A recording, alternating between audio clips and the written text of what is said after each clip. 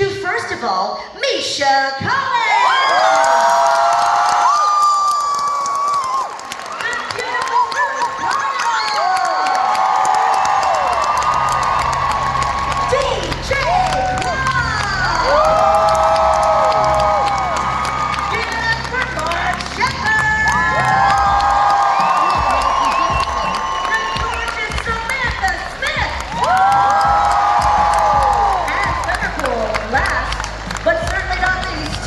Let's hear it for Jensen Atkins!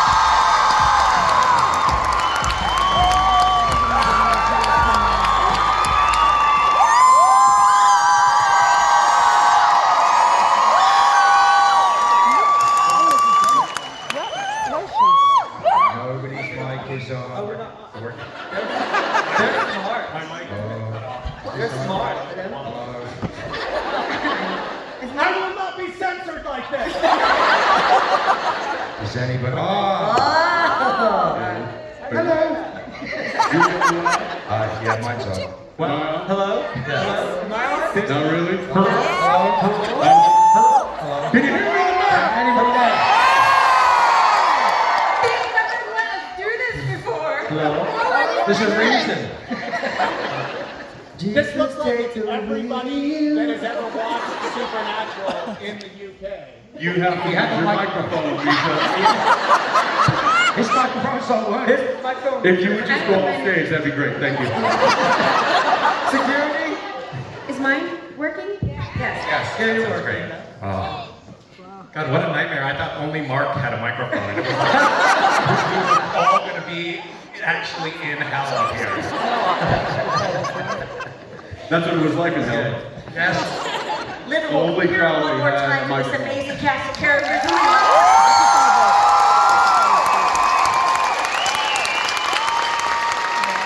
So what, is it 1 point if you hit them and 2 points if you hit them? Pretty much, yeah. That's how it goes. Amazing.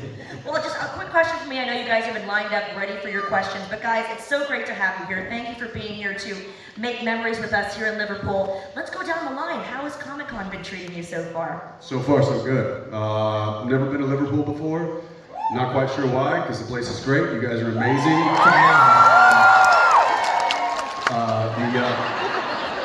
Okay, calm down. All right.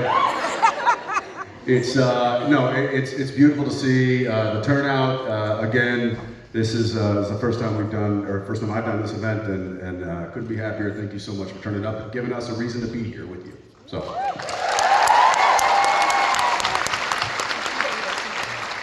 So good. So get to meet so many of you, and Liverpool again. I haven't been here either, which is strange. I've been everywhere else in the UK, and I love each place as much as the next, and I never want to leave.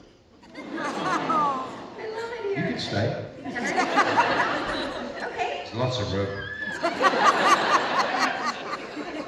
Mark, how are you enjoying Comic Con? You know what's really weird is like all the years that we've been doing conventions, they never let us have the girls on the panels. I mean, that's the big Comic Con. So the first person that will speak, if it's Jared or Jensen or Misha or whatever, and then me at the end, the voices get deeper as they go. They just go, They also get deeper as the panel goes on. yes, we get into this. So it's like, Just as the seasons went on, all of the voices. But it was like, no, so there's your voice, I'm used to your voice. I'm like, the familiar sound of Jensen Ackles' voice.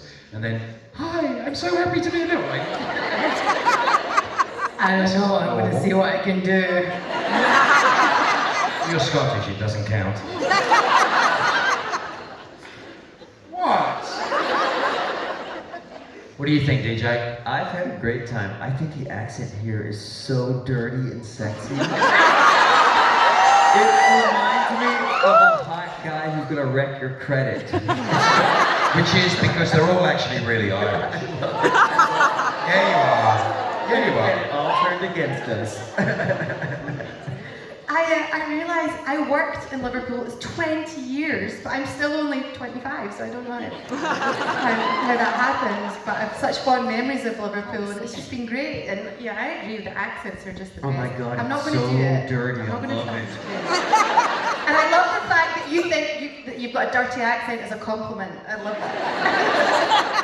Yeah, the crowd uniformly reacted to that positively. Yes. Well, we it's like a sound Boston slutty. accent for us. Dirty and grimy, baby. Good night, Dano. Good night, Dano. And dirty's my favorite, so that is a compliment. It is funny, speaking of the pitch of voices, when I came on the show, I was like, oh, I'm gonna do like a deep, gravelly voice, so I came on and I was like, I am an angel of the Lord. And then Jensen was like, whoa, whoa, whoa. I'm the guy on the show with the deep voice. So then he was like, come on, Sam. Look, if you not watched the show, I've got that covered. And then I was like, no, fuck you, dude. I'm the one that gripped you tight and raised you.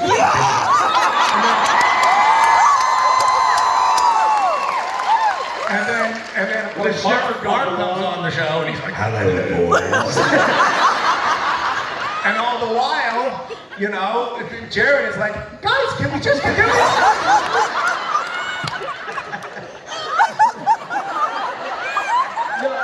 Don't worry about that. I thought you were fucking with me because I'd never seen the show when I did the show. In rehearsal, you weren't doing that. You weren't taking it to that level. DJ, we were fucking with you. That's This whole thing has been fucking with me. No, but we rehearsed together. You had my first ever scene, and you did it in kind of your normal voice, and then you were like, and all of a sudden, and I'm like, is this guy fucking with me?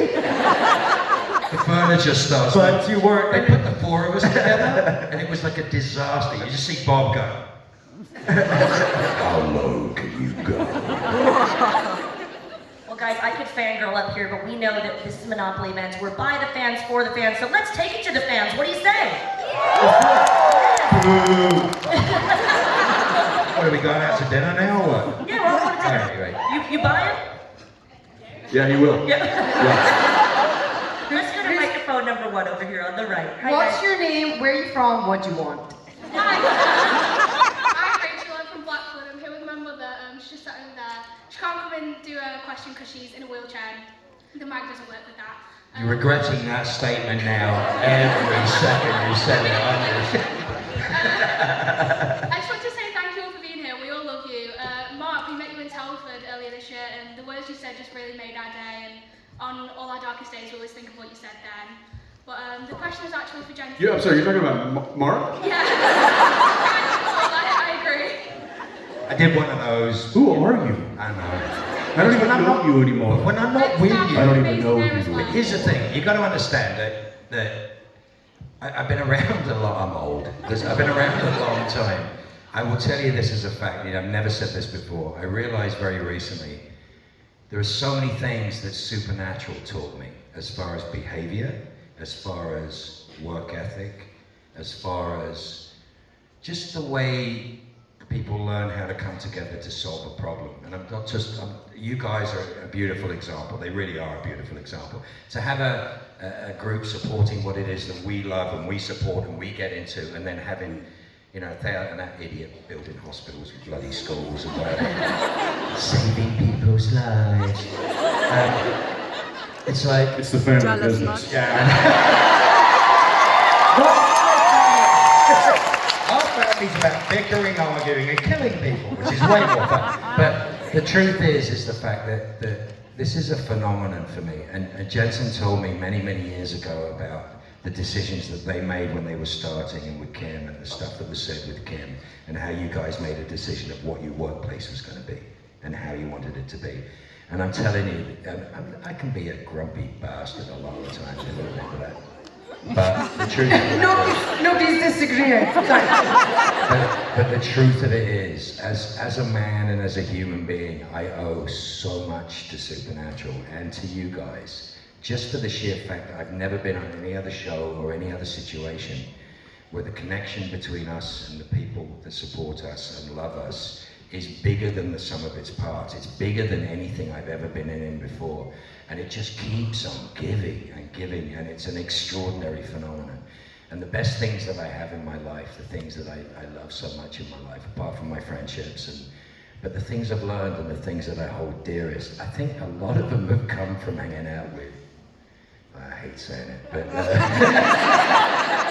some rather beautiful people who have been some wonderful examples of how to behave and how to solve problems and do stuff. And I love doing it. And it's just taken me a long time to realize just how special that is, because it's not normal. It's not on every set. It's not in every place.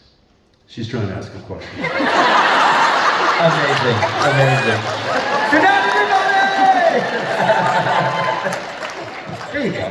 That's the shit I do when you're not here. Hi. So the question is from my mother to you, Jensen. Obviously in Supernatural you have the Impala and you call it Baby. If you could choose what type of car you could have, what would you choose and what would you choose to name it? I would have a 67 Chevy Impala. Which one? And I would name it Baby. But here's the thing, not just Baby. I would name it Hero Baby. Hero is good. And the nice thing about that is that I do have a 1967 Chevy Impala. And it was referred to lovingly as Hero Baby on a show for 15 seasons. And it is now parked in my garage. So I'm good right now. Is that the one you nearly killed me in, going backwards through the head? Yeah, probably. Yeah, that's right. Thank you. Thank you. I remember the first time I was in the back of Baby with you driving, Jen. So do I, Ruth. I feel like you gave it extra reds. I feel like you gave it extra reds. I just got that. We didn't take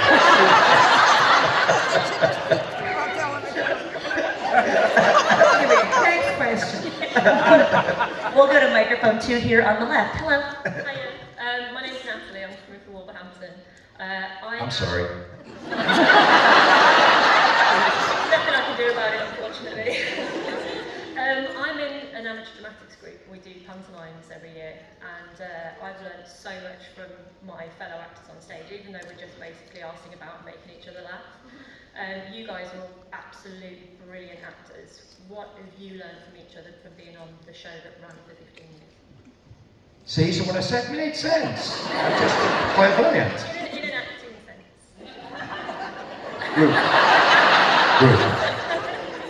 I learned from Jensen how to be on a set. He's such a great number one. He sets the tone. And when he's directing, it's the most peaceful the set ever is, isn't it? The crew just like... I wasn't in your episode. Do you know what they did to him when he was directing? Do you know what they did to him? I know what they did to him when he wasn't directing. I don't know this. Tell me. Okay, he got pied like a gentleman by Jensen. Beautiful pie shot on the thing. Jared hit you with a pie so hard, I think he broke your nose, and it took 45 minutes to do it. You shredded his script 3 times, right? I mean, it was like, the worst was when Jared looked at me and goes, "Hey, Shep, what do you think his car's worth?" They killed you. You got, oh, you were great. Him, he was terrified every minute. What did you learn, Misha, from Jensen? That wasn't a question. Are we talking about what we learned from Jensen? I got a whole bunch of stuff I learned from Jensen. Listen, yeah, what? This motherfucker. So let me tell you what he did. So he's so good at everything. I told him earlier I'm just staying alive to watch him crumble because it will happen hopefully one day, and then the wind will naturally take me away to the afterlife. So so we have to do this tap dancing sequence in the last season of the show. So I'm signing at a Creation Con in Burbank, and a producer comes by and is like, "Hey, can you dance?" And I'm like, "Yeah, I can dance." But so then I get up to shoot the episode, and they show me this 3 minutes choreographed tap dancing sequence, and I'm like, if I grew up gay in the South, if I could tap dance like that, I would already be dead. I never would have made it out alive. I can't do that. And so Jensen was like, it's okay. So they only scheduled 1 rehearsal for us. And you're like, we're gonna have much more than 1 rehearsal. It's gonna be fine. Me and you together, we're gonna be able to do this. He gets off work 15 minutes before I do, get to the studio, 15 the stage, like the dancing people, 15 minutes before I do. I get there and he knows it already. He's good at everything. It makes me want to kill him, but I do love you. He's an android. If you look closely, his freckles are symmetrical. He's not human. It's shocking. I love you so much, but I want to hurt you sometimes.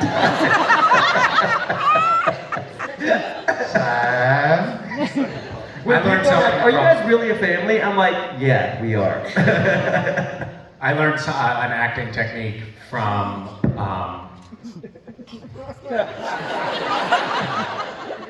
Dolly Dave. So he is the dolly operator. He pushed the cart that the camera operator was on. And actually, Jim Beaver set an example for me to set. To try to follow on Supernatural, and that was, and by the way, he was just in Liverpool apparently. They wouldn't let him in the convention. He's right there. Jim, stand up. Even on the Beatles mystery bus tour, I saw. He's still there. So I had a problem because I was a green actor when I first got on the show. I had a problem that like whenever another actor in a scene would, for example, fondle my balls, I couldn't help but laugh. And Jared was almost in every scene we were in together. Like I'd look through the script first. Every time a new script came out, I'd skim through, being like, "Shit, there's another scene with Jared, another scene with Jared," because I knew he was just going to torture me. And I was constitutionally unable to not laugh when I was being fucked with. So I would watch Jim Beaver, and he was just a stone. It was incredible. I mean, obviously, the man has no feelings, but it was an inspiration, and I was like, that's what I want to be like, even if I have to be lobotomized to get there. And then, but like 2 years went by, and I was still a mess. And then finally one day, Dolly Dave came up to me, and he's like a soft-spoken guy, very smart, always on set with us. And I was a scene where Jared and Jensen were both torturing me. And I was laughing and laughing, and I just wanted to get through it. And he said, "Misha, can I just tell you an idea that you might want to try?" And I was like, yeah, what? And he said, "Well, when they start to mess with you, just try thinking about how much you hate them." Because that's what Dave has been doing. That's how Dave gets through the day. Anyway, it was very effective. I will say just real quick that I think that there's a reason that we're all still here talking about this particular project for as long as we have, and it's because, like you said, when you get surrounded by people that kind of elevate your game, you tend to stick with that because it just keeps making life that much sweeter. And this has been that situation for us for quite a long time, and that's why we're still sitting here on the couch together. That's cool. Great question, thank you. We'll go up to microphone 3 up at the top on the right. Hello. Hi, I'm Roxy. Hi, Roxy. Hi, Roxy. Hi. Where are you from? She's from Scotland. She's from number 3. I know. She's from number 3, Bill. What's that video of, like, it was like a horse that was dying or something that you showed me, and you was like, I thought you were dead.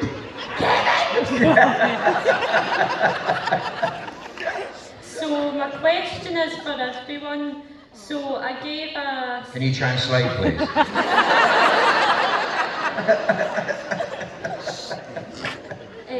I gave a CD I made to Misha and Jensen, so I was wondering what's your favourite band or song?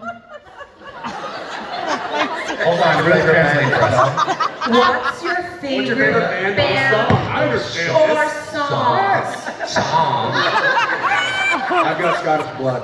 It's just, I hear it. I can hear it. It's all the scotch you've been drinking. It might be all the Scotch I drank. That's true. Although we just call it whiskey. Favorite band or song? Radio company. Stop.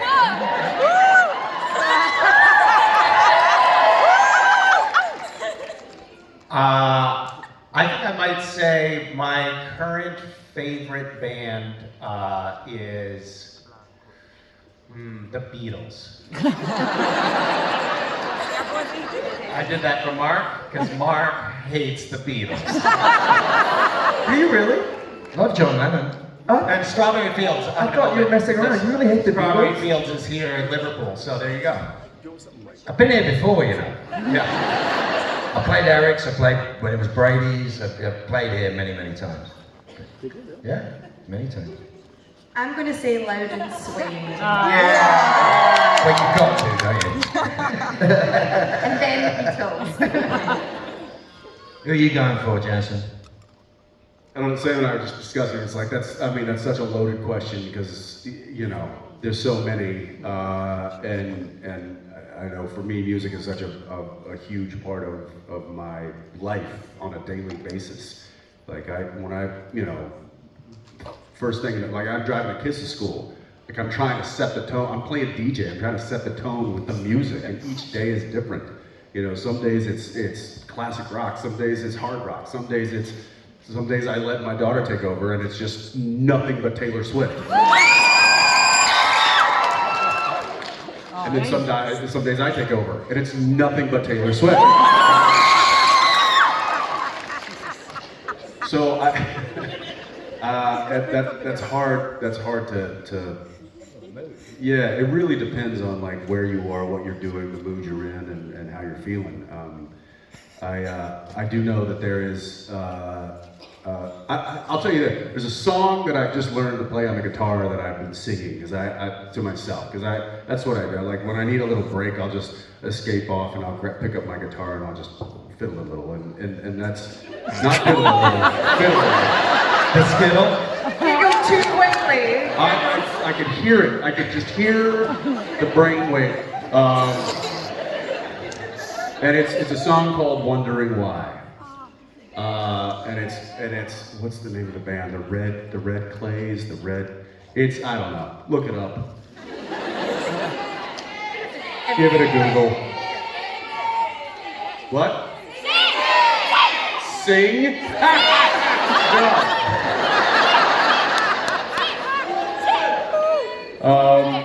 Yeah, what about you? The first thing that comes to mind is I'm kind of crazy about Post Malone right now. Yeah, but then I also listen to everything from like Mozart, if I'm in the car alone a lot, to I love the Eagles. They probably might be my favorite band of all time. And then driving to school or driving from school, I'm not allowed to choose any music. My son, if I'm lucky, will put his music on the car. Otherwise, I have to stay quiet while he's got his AirPods in. Oh my God. You got it all wrong. I do. Well, actually, what happened is I'm like, no, share your music with me, and I'm like, that's giving me an aneurysm. But no, but then he's like, you'll like this one, and he's right. He plays an artist called NF. He's got a Boogie with a Hoodie. Is that right? God, we're all. A bunch of. We're all. I'm telling you, wait till your kids are teenagers. It's all like sort of melodic rap music, and it's really good. I just don't. None of the names sound like words. So a variety is my answer. The Schadenfreude for me is that I literally am a musician and I've made records since I was 15 years old, and I sold a few records and I played some big gigs and did a big tours. And the first record my son did has 800 million streams. Wow. Just produced Miley Cyrus's last record and he's working on the next one, and I'm like, Wow. He's like, was this hard for you, Dad? and I'm like, This is easy, Pops. he's going, oh, it's just great, right? It's just jazz, basically. I'm like, he's playing me stuff with her singing, and she's singing like Aretha Franklin. I mean, like, the girl's got pipes like I've never heard in my life. But it's mind-blowing to me. And it comes from the same thing you just said. It comes from exactly what you both just said. Is that when he grew up, he was listening to Al Green and Van, and he's got this thing of music, and that moved into Coltrane, and that moved into stuff that he loves. And now he's making huge commercial pop records, but it's all coming from chords and stuff that he came from listening to Zeppelin or listening to anything that we all love. So it's transcendent to those things. What about you? DJ, I want to hear yours because I know I have to go. So It's Taylor Swift. You need to make your thing. It's Taylor Swift. You need to get out of here. You have to go. I love Taylor Swift. I actually know nothing about Taylor Swift. You have to leave. Ladies and gentlemen.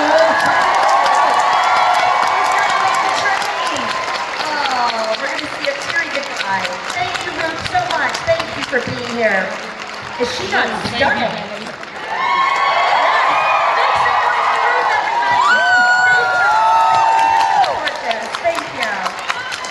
It's like an Agatha Christie novel. Every All right, now we every can 5 relax. minutes, somebody's going to be taken off the stage.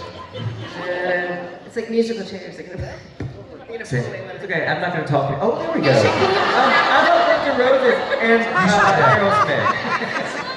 Oh no, he's coming over. DJ, did you say Aerosmith? Is that what you Yeah, Guns N' Roses and Aerosmith was my first concert. And Guns N' Roses was your first concert? Yeah, my dad was 16 when I was born. Like, we grew up together. He's like, hey, Brandon, do you want to go to Guns N' Roses? Have you seen I'm like, them lately? I totally do. Yeah. Have you seen them lately? Yes. Yeah, Axl Rose looks like a housewife. Oh.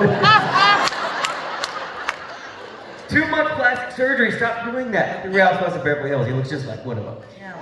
Stop doing that. Although I do it too, so I'm not gonna say anything. But I don't push it too far. Your feet look lovely. Thanks. 47% of my face is original.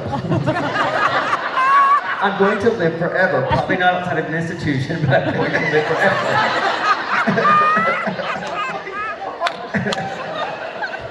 I'll visit you. Thank you. I know you will. I know you will. I won't. I know you won't. I know you won't. Misha, did you answer? I did. Okay, I making get sure. afraid to ask you. We're giggling too much, I can't even remember. Thank you, Roxy. We're gonna go to microphone number 4 on the top left. Hi, my name's Nikita. I have a few more, by the way. I just, You got I'm this. so sorry, I'm so nervous. You got this, girl. You got you, you're good. Obviously, behind the scenes, there was loads of pranks. Was there ever a prank that you thought maybe you'd gone too far and you were going to get a call from producer involved? And if so, what was the prank?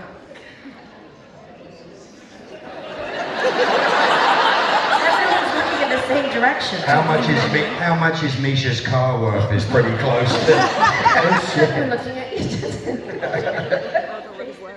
I mean, I would say one of my favorite pranks. It generally generated from Jared or myself, but every now and again, somebody got us back pretty good. And the one on the end of the couch down here was the recipient of quite a bit of probably harassment is more of it. And I happened to be out of this situation, so I was just simply an audience member. But Jared and Misha were playing this game. There was a game that was very popular on the phones years ago called Words with Friends, and it was Scrabble effectively. And Misha thought Jared said, you want to make it interesting? Let's make it $100 a point. A point. If you win by 10 points, you'd owe $1,000. $1,000. I was like, no, because that could happen. You could lose by 10 points. I'm not going to give you $1,000. So he said, okay, how about $10 a point? And then But here's the thing, we've been playing for a while, like all of us. Everybody been playing. And everybody was relatively about the same. Everybody in the crew was playing everybody. Right, but everybody was about For the about same, a year. Talent, like at the same level, yeah. This particular game, Jared won by 140 points. It was the biggest spread that any of us had ever seen on any game. And it was the only one I ever bet on. And so I owed him. How much was it? I actually owed him. It was 160 points because I owed him $1,600. It was almost $2,000. I remember it was horrible. It was around $2,000. And of course, Jared, he was like, you don't have to pay me. And Misha was like, no. I'm a man of my word. I will pay you. Just give me a few days. Misha we were filming in Canada, and Misha went around to every bank and collected $1,600 worth of coinage.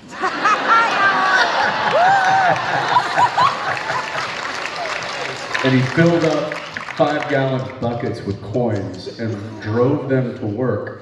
and then while Jared and I were on set, proceeded to fill his trailer with a foot deep worth of coins, pennies, really. And Jared came back, and there was 1,600 U.S. Canadian dollars, I think at the time, worth of pennies, and I think they heard the expletives from Jared a few provinces over at that point. But I was really proud of Misha in that moment. I was like, you saved him up, didn't you? You saved him up, and you won this one.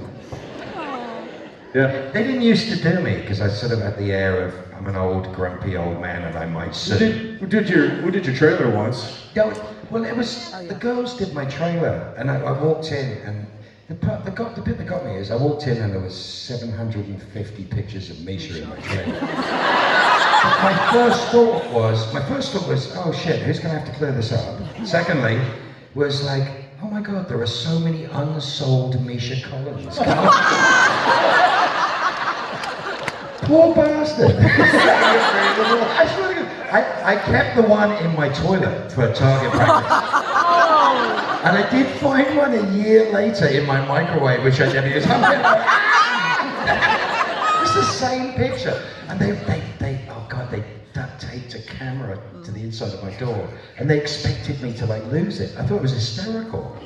I thought it was brilliant. I was like, Jared wrote something rude on the back of my car. And I went to Jared and I went, if you scratch my paint, it's going to cost you $6,000. And he went, sorry. And that was it. It was really easy to deal with him. Like, stop. Okay. No.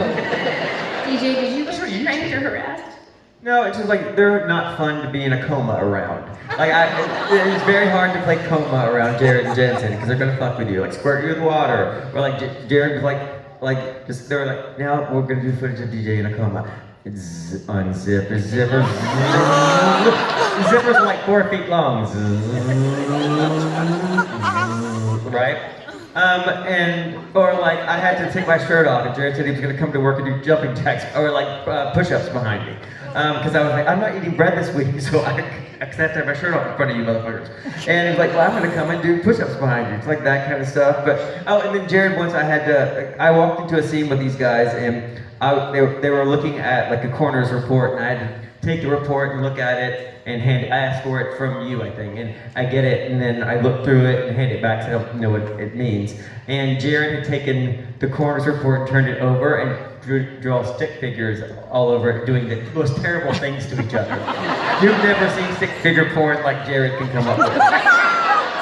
But the thing is, I was just like, I won't let you break. I'm not gonna let you break me. No. He broke every time. But here's the thing though, when I break though, it's over. And then the people that broke me get mad at me. So it just is best to not break. Misha kicked us off set at one point.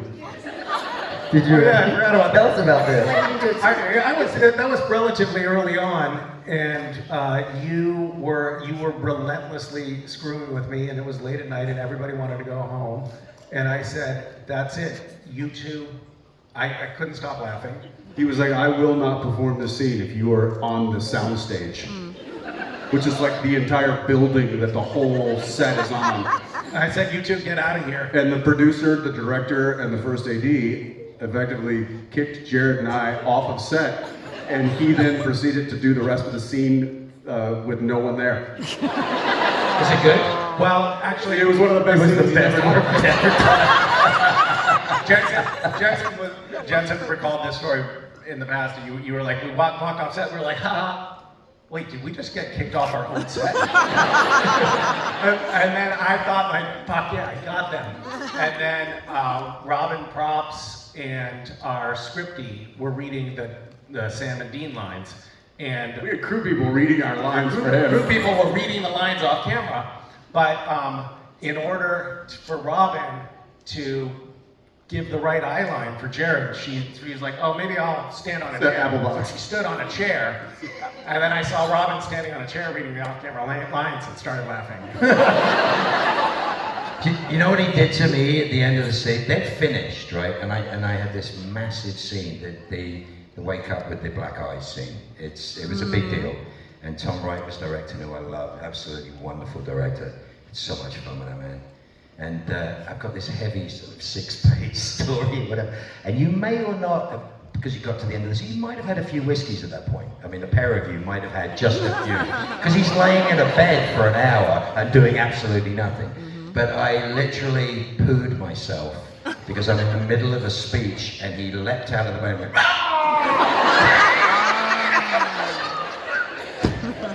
yeah, so yeah, God, they could get you. There's a fine line, you know, in doing what we do, in getting the professional, like getting the job done, getting the work done, and getting it done in a way that we can all be proud of, but also finding ways to have fun getting there.